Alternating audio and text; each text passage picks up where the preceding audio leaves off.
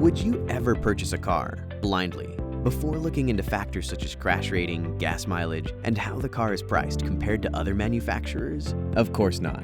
Similarly, it is important to pop the hood of your ETFs and evaluate them before purchasing. However, knowing how to evaluate an ETF is a skill. Investors can fine-tune their skill sets by focusing on three main areas: ETF construction, performance, and total costs. One of the first steps in evaluating an ETF is understanding how it's constructed.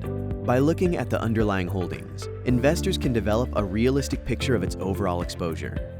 For example, if an investor is seeking targeted exposure to a specific sector, looking into whether an ETF holds large multinational conglomerates may factor into whether or not that particular ETF is the best fit. Investors should also examine the security inclusion rules of the underlying index, meaning the rules that govern what securities the fund should hold, and furthermore, determine how the fund allocates to those selected securities. A fund's performance can be tracked through multiple lenses, giving investors insight into how an ETF performs on its own and in comparison to its peers on underlying index.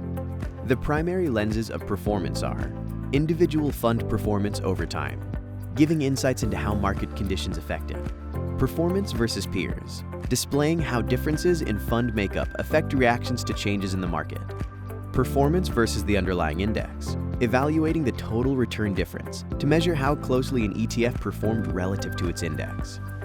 Low cost is a common attribute associated with ETFs. However, there are still expenses associated with investing in ETFs, and it's important to understand them. 1. Fund expenses or expense ratios. Explicit costs of ETFs. While low fund expenses can seem like a positive, be aware of the kinds of performance or exposure that accompanies them.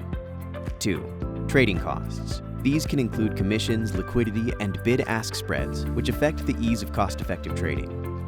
3. Portfolio turnover and rebalancing.